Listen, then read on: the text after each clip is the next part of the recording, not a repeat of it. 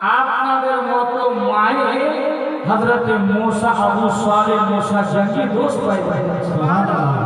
আপনারা ওটাই মা, আপনাদের মায়ের মতো নারীতে খাজা গরিবে নওয়াজ জন্ম দিয়েছে।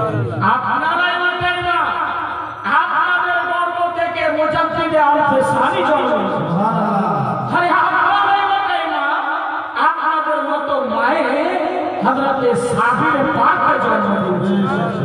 আপনারা ওটাই মা, আপনাদের মায়ের মতো বরেলি ইমাম আহমদ রাজা।